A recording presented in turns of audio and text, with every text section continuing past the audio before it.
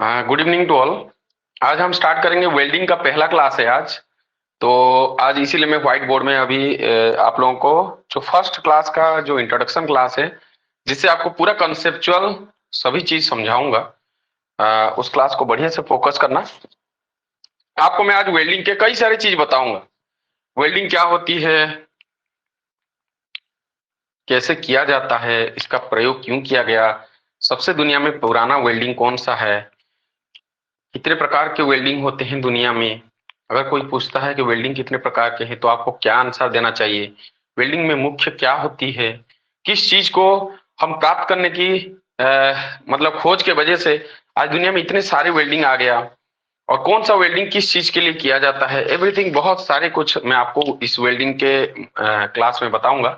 और आप लोगों को मैं बता दूं कि अगर आप टीओ में ज्यादा फोकस कर रहे हैं ना, अगर टीओ में ज्यादा फोकस कर रहे हैं ट्रेनिंग ऑफिसर में, तो आपको वेल्डिंग के ऊपर थोड़ा सा ध्यान देना ज्यादा पड़ेगा, क्योंकि वेल्डिंग में पिछले बार के जो प्रीवियस पेपर में 7 क्वेश्चन आए थे वेल्डिंग के, 7 7।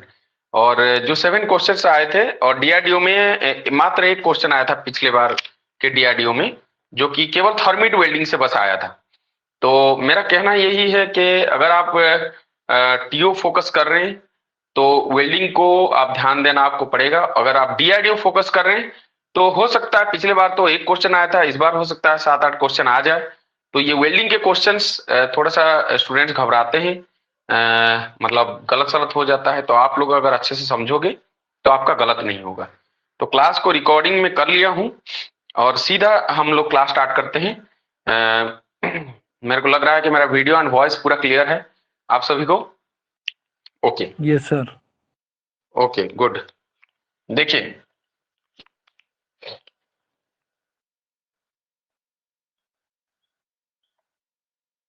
ये वेल्डिंग का आज फर्स्ट क्लास है ना, वेल्डिंग का आज क्लास 1 है। चलिए, मैं सबसे पहले आप लोगों को इसका नाम से ही उसका जो मतलब रहता है वो आपको बताता हूं कि वेल्डिंग क्या होती है ना। देखिए, कोई भी विधि को जब किया जाता है, कोई भी प्रोसेस जब किया जाता है, कंटिन्यूअसली उस के ऊपर काम किया जाता है, उसमें आईएनजी शब्द जोड़ दिया जाता है। जैसे कि सपोज डांस, डांस मतलब होता है नाचना। जब नाचा जाता है तो उसको हम डांसिंग बोलते हैं। क्या बोलते हैं? डांसिंग। ईट मतलब होता है खाना। जब हम खाना चालू करते हैं, कंटिन्यू प्रोसेस में रहता है, तो हम ईटिंग बोलते हैं। मतलब ये जो कार्य है वो जारी रहता है, कंटिन्यूअसली चल रहा है। तो उसी प्रकार जब हम ग्राइंड करते हैं तो उसको हम ग्राइंडिंग बोलते हैं। जब हम कट करते हैं तो उसको हम कटिंग बोलते हैं। जब हम ड्रिल करते हैं तो उसको हम ड्रिलिंग बोलते हैं। उसी प्रकार जब हम वेल्ड करते हैं तभी हम वेल्डिंग बोलते हैं। तो वेल्ड करने की विधि को वेल्डिंग विधि या वेल्डिंग कहा जाता है। वेल्ड का मतलब होता है जोड़ना। क्या? जोड़ना। ये वेल्ड का मतलब होता है जोड़ना। जब हम किसी चीज को जोड़ते हैं तभी उस विधि को हम वेल्डिंग बोलते हैं। अब ये शब्द जो जोड़ना है, ये क्या है, किस प्रकार की जोड़ है? क्या सभी प्रकार के दुनिया में सभी प्रकार के जोड़ को हम वेल्डिंग बोलेंगे? तो देखिए, सुन लीजिए, ये जो वेल्ड है इसका मतलब है जोड़ना या जॉइंट लगाना। बट ये जो वेल्डिंग प्रोसेस है, ये साधारण वेल्डिंग या जोड़ने की विधि से थोड़ा सा अलग है। दुनिया में 3 तरह की जोड़ लगाने की विधि होती है। दुनिया में 3 तरह की जोड़ने की विधि होती है, जो कि लगभग सभी स्टूडेंट्स जानते हो। एक होता है स्थायी रूप से, परमानेंट। एक होता है सेमी परमानेंट।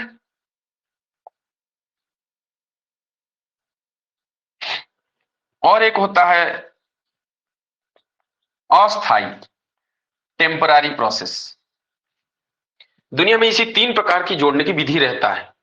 तो ये जो वेल्डिंग प्रोसेस है, ये वेल्डिंग प्रोसेस हमेशा ये परमानेंट ज्वाइनिंग प्रोसेस को ही कहा जाता है। अगर मैं परमानेंटली नहीं जोड़ रहा हूं तो उस प्रकार की जोड़ने की विधि को मैं वेल्डिंग नहीं बोलूंगा। समझ में आ रहा है?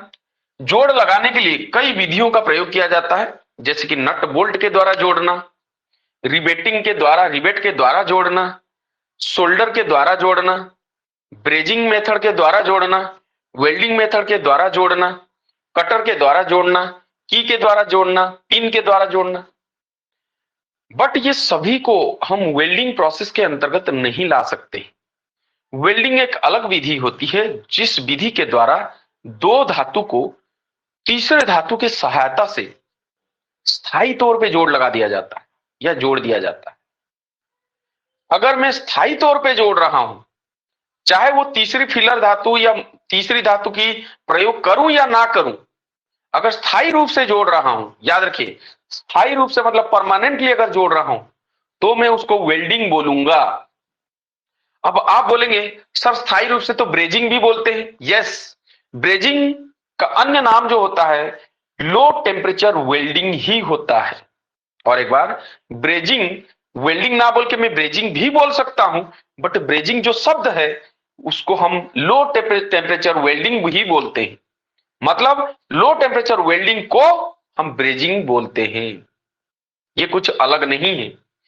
उसी प्रकार हम लोग अगर हम नट बोल्ट के द्वारा जोड़ रहे हैं या कटर पिन के द्वारा जोड़ रहे हैं या की के द्वारा जोड़ रहे हैं तो उसको मैं टेम्पररी फास्टेनर के तौर पे जॉइंट लगाने की प्रोसेस बोल सकता हूं, फास्टेनिंग प्रोसेस बोल सकता हूं, बट वेल्डिंग नहीं बोल सकता हूं।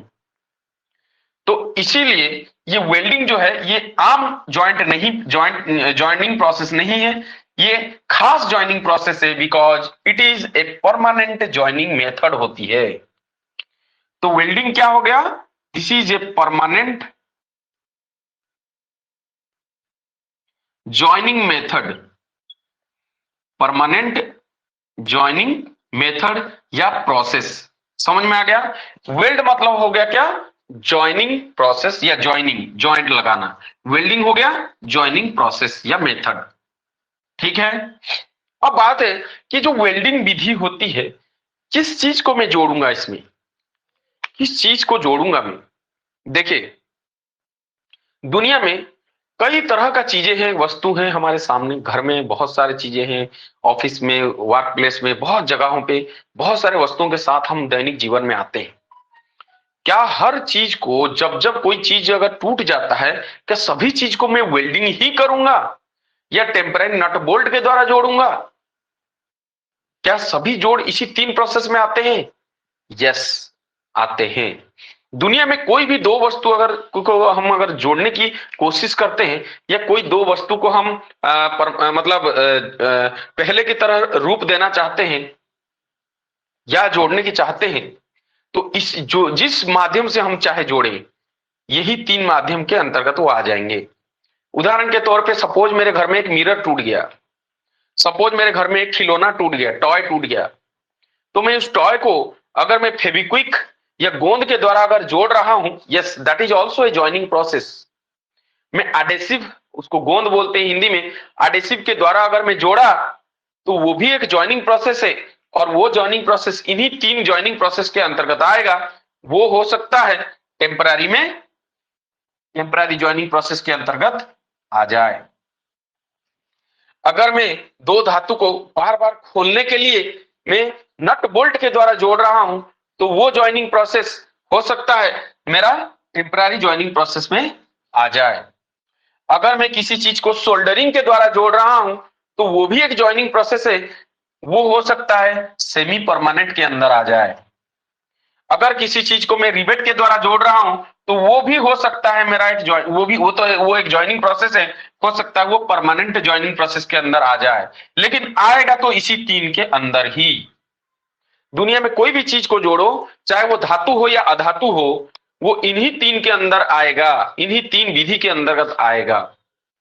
अब बात है कि मैं किससे जोड़ सकता हूं। दुनिया में जिस जोड़ने वाला जो चीज होता है, जिसके द्वारा जोड़ा जाता है, उसको फास्टेनर, क्या बोला गया? फास्टेनर। और जिस विधि के द्वारा जोड़ा जाता है उसको बोलते हैं फास्टेनिंग विधि।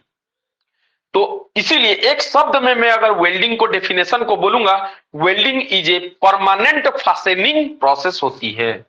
और एक बार, welding is a permanent fastening या ज्वाइनिंग प्रोसेस या मेथड होती है। ये जो ज्वाइनिंग है, इस ज्वाइनिंग को, ज्वाइनिंग शब्द को मैं अन्य नाम से, मैं ज्वाइनिंग ना लिख के मैं फास्टेनिंग भी लिख सकता हूं, फास्टेनिंग।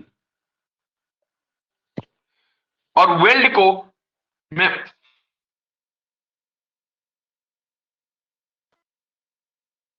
सर वीडियो रुक गई सर। समझ में आ रहा है जो चीज बोल रहा हूं? क्या मेरा वीडियो क्लियर है? सर वीडियो कट कट के आ रहा है। क्लियर है सर अब। अभी भी? अब क्लियर है? नहीं सर, अभी क्लियर है। ओके, या थोड़ा थोड़ा बीच बीच में कोई प्रॉब्लम हो जाता होगा। ओके, आगे चले, आगे चले, आगे बढ़े कि कोई प्रॉब्लम है? नहीं सर, कोई आगे प्रॉब्लम नहीं। बढ़िए। ओके, अब देखो, अब बात है कि जो वेल्डिंग जो कि परमानेंट फास्टेनिंग मेथड होती है या परमानेंट जॉइनिंग प्रोसेस होती है, इसमें किस प्रकार के धातु को जोड़ा जाता है। देखो, वेल्डिंग एक फास्टेनिंग मेथड है या जॉइनिंग मेथड है। इस प्रकार के जोड़ को हम हमेशा परमानेंट जोड़ कहते हैं, और वेल्डिंग को हम metal to metal joining process भी बोलते हैं। क्या बोलते हैं? Metal to metal joining process बोलते हैं। तो ध्यान दीजिएगा, इस शब्द में बहुत बढ़िया चीज छुपा हुआ है। Metal to metal joining process मतलब ये होता है कि वेल्डिंग एक इस प्रकार की परमानेंट जोड़ की विधि है, जिस विधि में केवल धातु को धातु से जोड़ा जाता है। बस दुनिया में जितने भी धातु होते हैं, उनको टोटल कुल मिला के हम दो भाग में डिवाइड किए हैं। जब हम मैं मेटल पढ़ाया था तभी मैं बताया था, दुनिया में जितने भी धातु होते हैं वो दो प्रकार के होते हैं। नंबर 1, एक होता है फेरस, एक होता है नॉन फेरस। फेरस वो धातु होते हैं हैविंग आयरन कंटेंट, मतलब जिस धातु में लोह होते हैं, लोहा का भाग होता है, उसको फेरस बोलूंगा। जिसमें ये लोहा का भाग नहीं रहता है उसको नॉन फेरस बोलूंगा। नॉन फेरस में आपका कॉपर, ब्रास, जिंक, एल्यूमिनियम ये सब आ जाते हैं।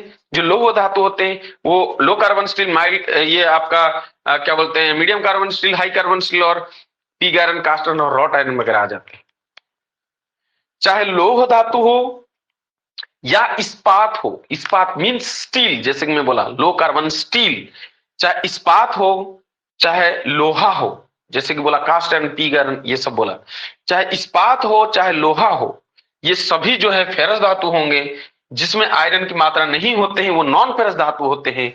इन्हीं धातुओं के बीच में अगर ज्वाइनिंग मेथड हुआ, दैट इज कॉल्ड वेल्डिंग। इसीलिए वेल्डिंग को हम metal to metal joining process कहा जाता है, कहते हैं। क्या बोले? Metal to metal joining process. Welding विधि में कभी भी नॉन मेटल को, नॉन मेटल, क्या बोला मैंने, नॉन मेटल को नहीं जोड़ा जाता है। कभी भी नॉन मेटल को नहीं जोड़ा जाता है, ठीक है। मेटल के साथ केवल मेटल की जोड़ होगा तभी हम बोलेंगे क्या, वेल्डिंग। यस, और एक चीज, अगर मैं मेटल के साथ नॉन मेटल को जोड़ने की कोशिश करूंगा तब मैं बोलूंगा ब्रेजिंग। अब वेल्डिंग शब्द वहां से अलग हो जाएगा, अब आ जाएगा क्या, ब्रेजिंग। भले ही हम इस ब्रेजिंग को लो टेम्परेचर वेल्डिंग कहते हैं, भले ही हम इस ब्रेजिंग को लो टेम्परेचर वेल्डिंग कहते हैं, लेकिन डायरेक्टली हम वेल्डिंग अब नहीं कह सकते। जब मेटल से नॉन मेटल को हम जोड़ेंगे तब हम वेल्डिंग ना बोल के उसी को ब्रेजिंग बोलते हैं। और ये ब्रेजिंग एक लो टेम्परेचर वेल्डिंग होती है, जबकि वेल्डिंग एक परमानेंट जॉइंट होती है। इसीलिए ब्रेजिंग भी एक परमानेंट जॉइनिंग प्रोसेस होती है।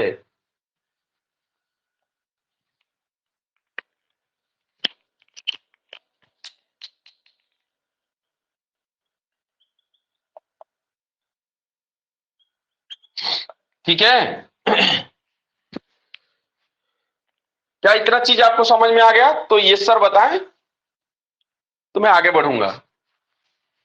वेरी गुड, बहुत बहुत धन्यवाद। बहुत बढ़िया से समझ रहे हो। हाँ बोलो। हाँ सर, मैं ये बोल रही थी कि फेरस और नॉन फेरस दोनों की वेल्डिंग हो सकती है, केवल नॉन मेटल की वेल्डिंग नहीं हो सकती ना? हाँ बिल्कुल। नॉन हाँ डायमंड और सिरेमिक की वेल्डिंग नहीं हो सकती, मतलब ब्रास नहीं, हो गया और ब्रोंज हो गया, इन सभी की तो वेल्डिंग हो सकती है ना? बिल्कुल बिल्कुल हो सकती है। हाँ सर, बस ये पूछ रही थी। ठीक है, ओके। नेक्स्ट नेक्स्ट देखते हैं।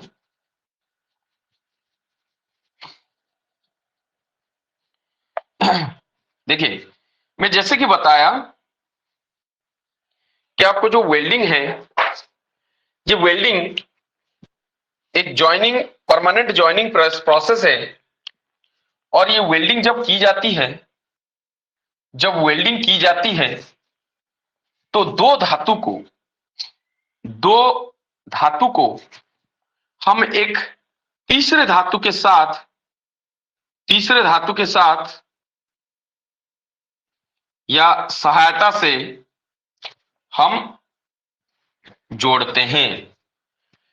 तो जो बेस मेटल होती है, ये दोनों जो पार्ट है ये टूटे हुए हैं और इन दोनों को हम बोलेंगे बेस मेटल या बेस पार्ट बोलेंगे।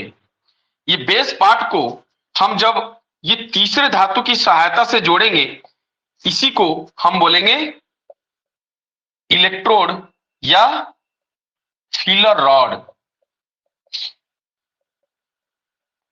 ठीक है, जरूरी नहीं है कि प्रत्येक वेल्डिंग में फीलर मेटल की आवश्यकता हो, ऐसा जरूरी नहीं है।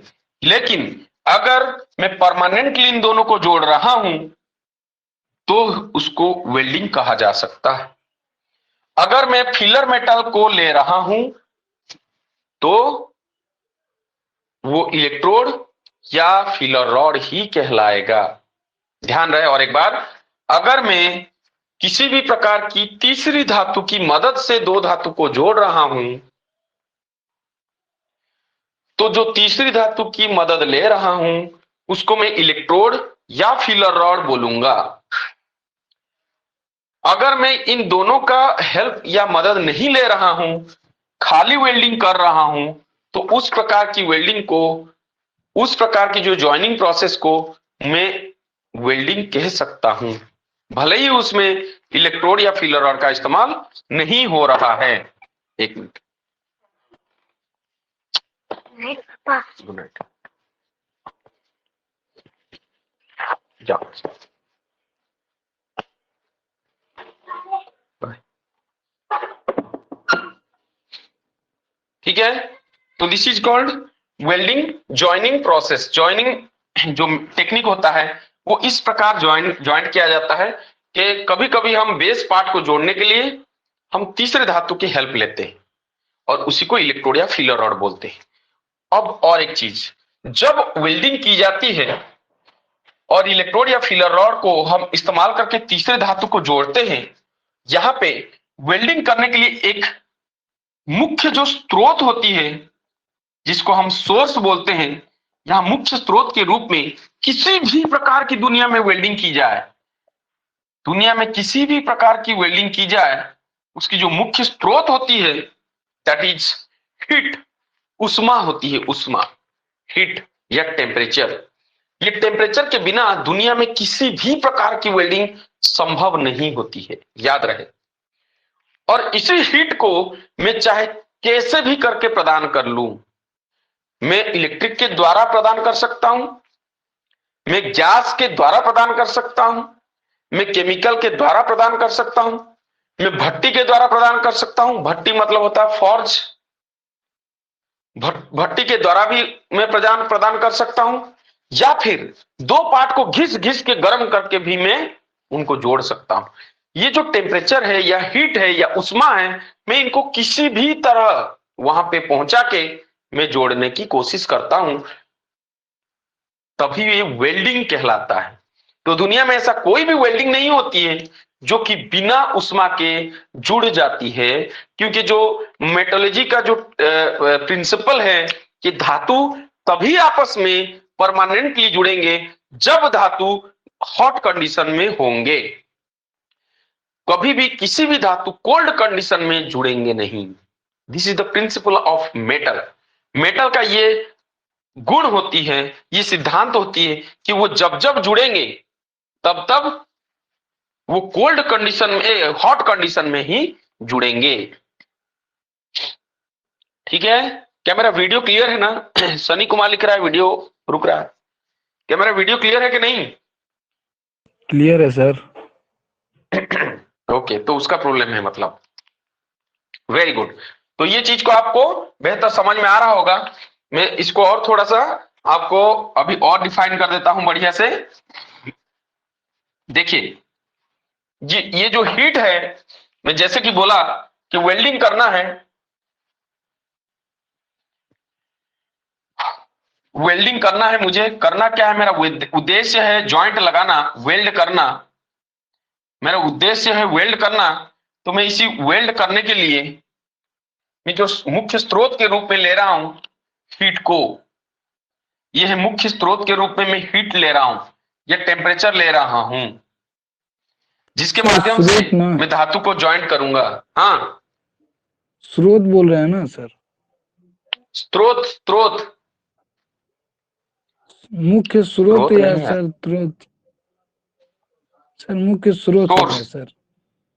अरे जो भी होता है यार, ठीक है। सर वही कंफ्यूजन में थे सर, क्या बोल रहे हैं सर? स्रोत बोल रहे थे सर।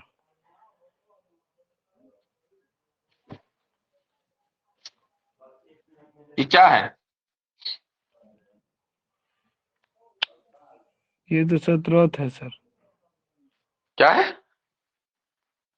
स्रोत है ना? इसका मतलब क्या होता है इंग्लिश में, हिंदी में?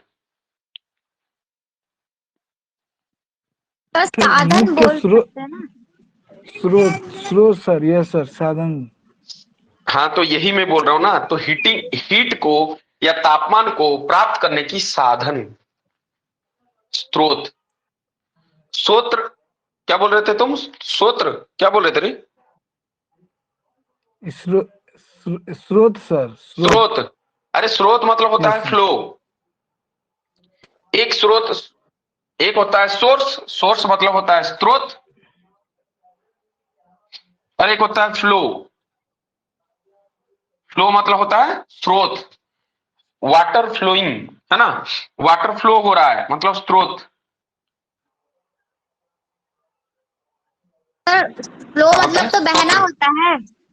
हाँ, वही बहना। Yes flow sir. मतलब होता है बहना। बहना थोड़ा अशुद्ध है। ये स्रोत्र होता, क्या क्या बोले थे फ्लो को?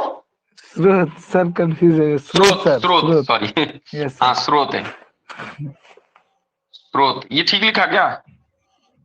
स्रोत। Yes sir. अरे जैसे भी हो, समझ गए ना? Yes sir. करंट की स्रोत होता है, हीट की साधन को स्रोत बोलते हैं। ठीक है, ओके सर। ओके। तो ये जो स्रोत होता है इसको हम सोर्स बोलते हैं, सोर्स। तो हीट को प्राप्त करने की जो साधन है ये कई प्रकार के हो सकते हैं, और इन्हीं के अनुसार इनका नाम भी हो जाता है। जैसे इसी हीट को अगर मैं इलेक्ट्रिक के द्वारा पहुंचा रहा हूं या प्राप्त कर रहा हूं तो इसको बोलूंगा इलेक्ट्रिक आर्क वेल्डिंग। इसी स्रोत को मैं अगर गैस के द्वारा प्राप्त कर रहा हूं तो इसको बोलूंगा गैस वेल्डिंग। इसी स्रोत को इसी स्रोत को अगर मैं केमिकल के द्वारा प्राप्त कर रहा हूं, केमिकल के द्वारा, तो इसको बोलूंगा थर्मिट वेल्डिंग। इसी तापमान को या हीट को मैं अगर भट्टी के द्वारा मैं प्राप्त कर रहा हूं तो इसको बोलूंगा फॉर्ज या प्लास्टिक वेल्डिंग। क्या आपको समझ में आ रहा है कि कैसा नामकरण हो गया वेल्डिंग का? देखिए, नामकरण हो गया कि नहीं? क्लियर समझ में आ रहा है ना कि किस अनुसार ये सब नामकरण हुआ है। मैं अगर gas welding, arc welding, thermit welding, forge welding बोल रहा हूं तो किसके आधार पे हुआ? ये हीट को प्राप्त करने की साधन या जरिया या स्रोत के या सोर्स के अनुसार हुआ। अगर मैं इलेक्ट्रिक करंट के माध्यम से पॉजिटिव और निगेटिव टर्मिनल को पास में लाया, जो बीच की हवा है वो आयोनाइज्ड हो गया और मेरा चिंगारी या फ्लेम निकल गया, जिसको मैं आर्क बोला। उसी आर्क को मैं कंटिन्यूअसली दो धातु के ऊपर प्रयोग कर दिया तो दो धातु गल गए, फ्यूज हो गए, और मैं तीसरे धातु को उसमें भर दिया गला के। That is called arc welding. दो गैस को, यहाँ पे दो टर्मिनल था, यहाँ पे दो गैस आ गए, एक कंबस्टन गैस, एक फ्यूल गैस है, दोनों आ गए और दोनों को मिश्रण करके मैं फ्लेम के तरह उसको प्राप्त किया, और जिसको मैं गैस के रूप में प्राप्त किया, गैस को फ्लेम के रूप में प्राप्त किया और वेल्डिंग किया, उसको गैस वेल्डिंग। फिर से दो पदार्थ को, दो रिएक्टेड मेटल मटेरियल को मैं लाया और केमिकली उसको रिएक्ट कराया। यहाँ पे आयरन ऑक्साइड को एल्यूमिनियम पाउडर के साथ रिएक्ट कराया, प्रतिक्रिया कराया और केमिकली उनको घोल बनाया, घोल। और उसी घोल को धातु के जॉइंट में या टूटे हुए जॉइंट में भर दिया। उसी वेल्डिंग को मैं थर्मिट वेल्डिंग बोला। दो धातु को, टूटे हुए धातु को, दो पार्ट को लाया, भट्टी में सीधा गर्म कर दिया और गर्म करके तीसरे धातु की आवश्यकता मेरे को यहाँ नहीं है, मैं उसको सीधा हैमर के द्वारा पीट दिया, पीट के जोड़ दिया, ठंडा कर दिया और जोड़ गया। उसको मैं फॉर्ज वेल्डिंग या प्लास्टिक वेल्डिंग बोल दिया। आई थिंक जितना मैं बताया इतना तो आपको समझ में आ गया होगा। समझ में आ गया है तो यस सर करें प्लीज। जिनको ये चीज पूरा पूरा क्लियर हो गया आप यस सर करें, और जिनको क्लियर नहीं हुआ, अभी भी कोई किसी भी प्रकार की डाउट है तो आप मुझे जल्दी से पूछ सकते हैं, अदरवाइज मैं आगे बढ़ जाऊंगा।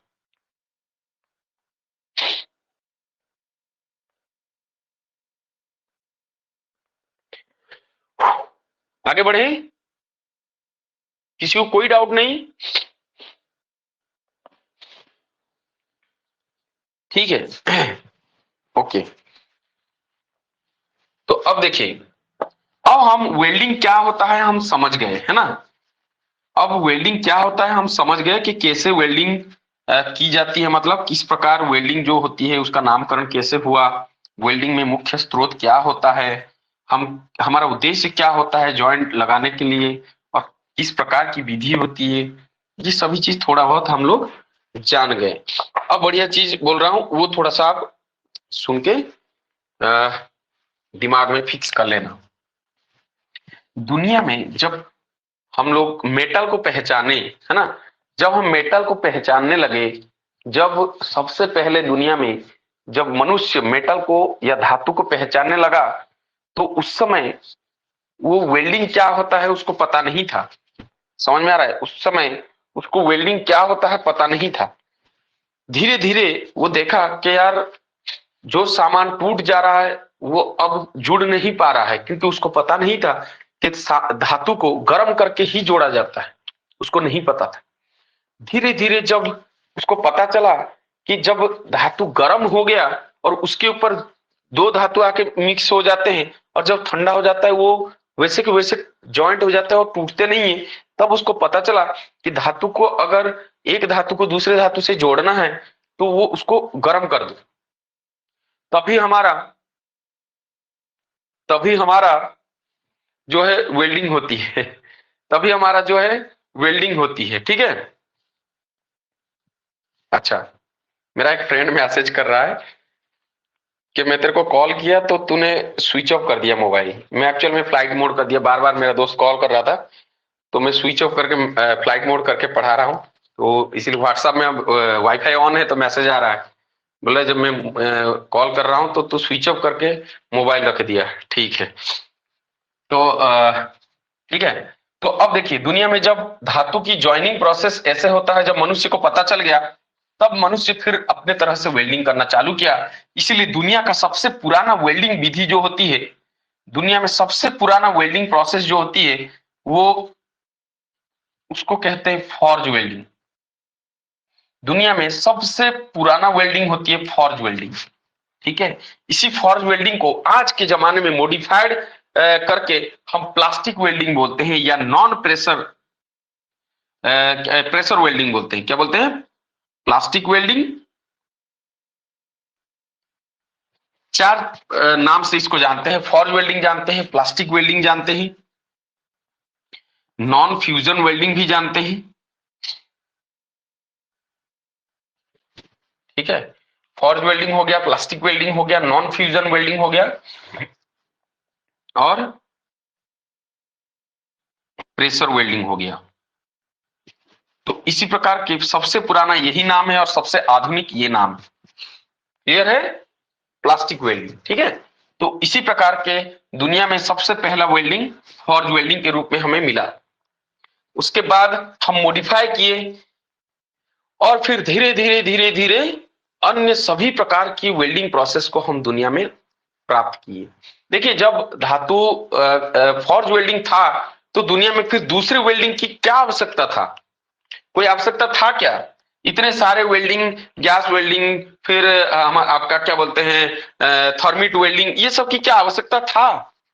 किसी भी प्रकार की इस प्रकार की जो वेल्डिंग सब मॉडर्न वेल्डिंग टेक्निक सब आ रहा है, तो क्या इसकी आवश्यकता था? यस, इसकी आवश्यकता था। क्यों? मैं बता रहा हूं। देखिए क्या होती है, पुराने वेल्डिंग जो होती है और नए वेल्डिंग में काफी जमीन आसमान का अंतर होता था। क्या होता था? जब फॉर्ज वेल्डिंग होता था, ये बहुत पुराना वेल्डिंग है और ये एक रफ वेल्डिंग के नाम से जाना जाता है, रफ वेल्डिंग। क्यों? क्योंकि इस प्रकार के जो वेल्डिंग विधि में किसी तीसरे धातु की हम मदद नहीं लेते हैं, इसलिए डायरेक्ट बेस मेटल को संपूर्ण रूप से प्लास्टिक स्टेज, बेस मेटल को प्लास्टिक स्टेज तक ले लेना पड़ता है। बेस मेटल को डायरेक्ट गर्म करके प्लास्टिक स्टेज तक लेना पड़ता है। अब इस अवस्था में लेके उसको पीट के, हैमर के द्वारा पीट पीट के गर्म करना पड़ता है। हैमर के चोट से, हैमर के चोट के द्वारा इसको पीट पीट के गर्म करना पड़ता है।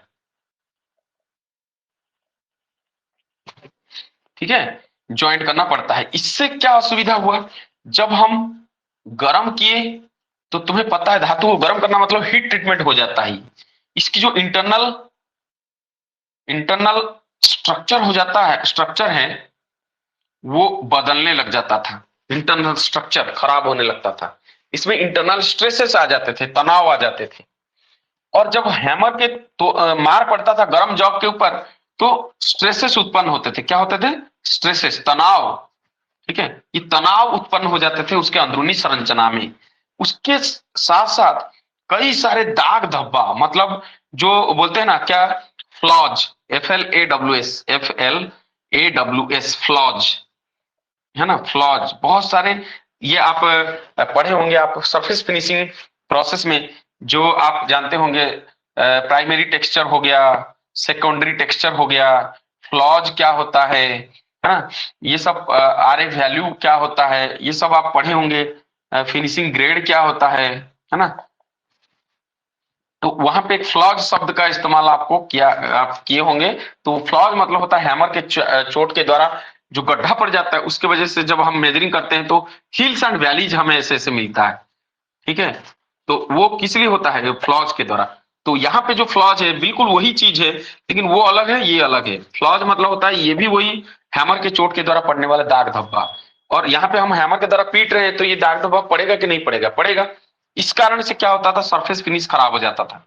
जब जॉब ठंडा हो जाता था, जुड़ तो जाता था, बट उसकी सरफेस फिनिश में बहुत सारे दाग धब्बा पड़ जाता था। उसको हम घिसने के लिए बहुत सारा मेहनत लगता था, बहुत लागत लगता था और फिनिशिंग नहीं आ पाता था। ये एक बहुत बड़ी पॉइंट है। ठीक है, तो और इसके साथ साथ इस प्रकार के जो पुराने वेल्डिंग विधि में हमें काफी स्लो प्रोसेस मिलता था। स्लो, ये बहुत वेरी स्लो प्रोसेस होता था। मतलब आराम से ये गर्म होंगे, पूरा लाल होगा, फिर पीला रंग होगा, फिर सफेद होगा, है ना। और फिर उसको लाओ, फिर हैमर के द्वारा पीटो, पीट के फिर पानी में डुबा के, फिर मतलब खुले हवा में छोड़ो या पानी में छोड़ो, कैसे भी करके उसको ठंडा करके फिर वो गर्म होगा। बहुत समय लगता था। और इसके साथ साथ इसका और एक डिमेरिट पॉइंट क्या होता था? ये केवल बहुत अधिक मोटे जॉब के लिए होता था, अधिक मोटे या मोटी जॉब के लिए, अधिक मोटी जॉब के लिए ये सुइटेबल होता था। पतले जॉब के लिए ये सुइटेबल नहीं होता था। पतले जॉब के लिए ये सुइटेबल इसी नहीं होता था क्योंकि हैमर के चोट वहां पीट देंगे तो खराब हो जाएगा। दूसरा चीज, इतना ज्यादा तापमान तक अगर हम गर्म करेंगे वो तो पतले जो चादर रहता है वो तो एकदम मुड़ जाता है, बेंड हो जाता है या गल के पानी हो जाएगा। तो इसलिए इतना तापमान वो सहन कैसे करेगा। तो इसीलिए छोटे मोटे या पतला पतला जो सीट होते हैं वो सब यहाँ पे काम नहीं करता है। समझ में आ रहा है? वो सब इस विधि में कार्य नहीं करता है, मतलब इस प्रोसेस के दौरान उनको हम ज्वाइन नहीं लगा पाते थे। तो ये एक बहुत बड़ा डिमेरिट पॉइंट रहता था। ठीक है। अच्छा, यहाँ पे और एक चीज क्या है कि ये प्रोसेस के द्वारा हमारा जो फॉर्ज वेल्डिंग के द्वारा हम लोग जब भी कोई भी वेल्डिंग करते हैं तो उसमें ना डायरेक्ट कालापन, है ना, कालापन मतलब होता है जो आपको जानते हैं स्केल, स्केल कालापन मतलब होता है स्केल, है ना, रस्ट सरफेस बन जाता था, कालापन, ऊपरी जो पापड़ी आ जाती थी, धातु की ऊपरी सतह डायरेक्ट आग के आने की वजह से जल जाती थी, कालापन आ जाती। ठीक है। ये था पुराने प्रोसेस के वजह से हमें इतना सारा कमियां खामियां झेलना पड़ता था। इसी कारण से हम नए वेल्डिंग के तरह दिमाग लगाने लगे, हम एडवांस वेल्डिंग को खोज करने लगे और वाकई में हम खोजे तो हमें मिला भी, क्योंकि ऐसा दुनिया में कोई भी चीज नहीं है जो मनुष्य चाहेगा वो नहीं कर पाएगा। आप जानते हैं कि सूर्य सुबह उगेंगे तो ही हमें धूप मिलेगा, नहीं, हम सूर्य बना दिए। ब्रिटेन में अभी एक आर्टिफिशियल सन बनाए हैं, सूर्य बनाया गया है ब्रिटेन में, जो कि सूर्य के तापमान से कई गुना तापमान उसका है। तो ऐसे आर्टिफिशियल जो सूर्य को बनाया गया है उसके ऊपर और भी मॉडिफिकेशन काम चल रहा है, अभी पहली बार उसका सक्सेस टेस्ट हुआ है। तो इस प्रकार की सूर्य अगर हो जाता है तो हमें हमारा रात नहीं होगा, 24 घंटा दिन ही दिन हो जाएगा। सूरज डूब जाता है तो रात हो जाता है, सूरज उग जाता है तो सुबह हो जाता है। अब सूरज ना डूबेंगे ना रात होगा। लो, चोर लोग चोरी कैसे करेंगे फिर? ठीक है, चोर लोग चोरी कैसे करेंगे जब अंधेरा होगा ही नहीं, पूरा दिन ही दिन होगा। ठीक है। अब तुम लोग को 24 घंटा जो है ना, तुम लोग कभी भी सो सकते हो क्योंकि रात तो होगा नहीं।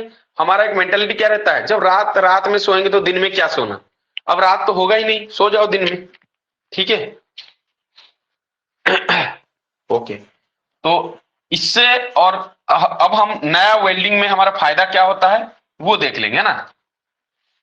देखो, तो नया वेल्डिंग में जो मॉडिफाइड वेल्डिंग हुआ उसमें फायदा क्या हुआ, देखो, ये एक रफ वेल्डिंग होता था, अब इस तरफ आ गया जो हमारा मॉडिफाइड वेल्डिंग आया या एडवांस वेल्डिंग आया, वो फिनिश वेल्डिंग हमें फिनिशिंग प्रदान किया।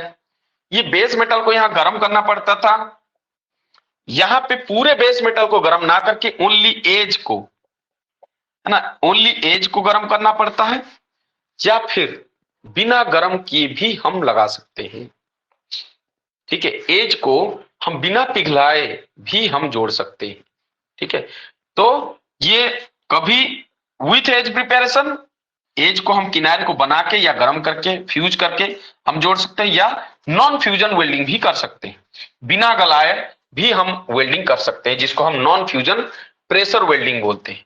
हैमर के चोट के द्वारा यहाँ केवल पीट पीट के दबाव देना पड़ता था, यहाँ पे दबाव देने के लिए अगर जरूरत पड़ता है तो इलेक्ट्रोड के द्वारा ही हम दबाव दे देते हैं। किसके द्वारा? इलेक्ट्रोड के द्वारा। जैसे कि रेजिस्टेंस वेल्डिंग की जाती है तो कॉपर इलेक्ट्रोड के द्वारा ही प्रेशर दे दी जाती है। ठीक है, तो इलेक्ट्रोड के द्वारा ही दबाव दे दिया जाता है। ये स्लो प्रोसेस था और ये बहुत फास्ट प्रोसेस हो गया, वेरी फास्ट प्रोसेसेस, बहुत फास्ट प्रोसेसेस। रेजिस्टेंस वेल्डिंग दुनिया की सबसे फास्ट वेल्डिंग होती है, जो कि मात्र कुछ सेकंड में, चंद सेकंड में, 30 सेकंड में वेल्डिंग कर देता है, 30 सेकंड में वेल्डिंग कर देता है, सोचो। ठीक है।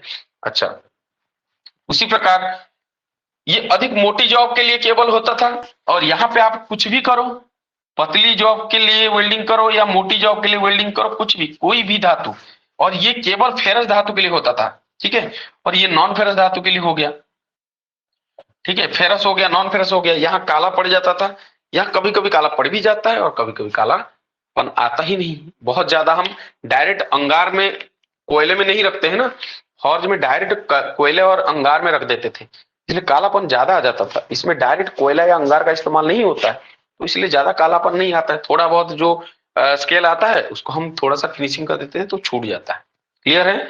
तो this is the difference between for मतलब जो old welding and advance welding. ठीक है, तो एडवांस वेल्डिंग, यही सब वेल्डिंग को हम एडवांस वेल्डिंग बोलते हैं।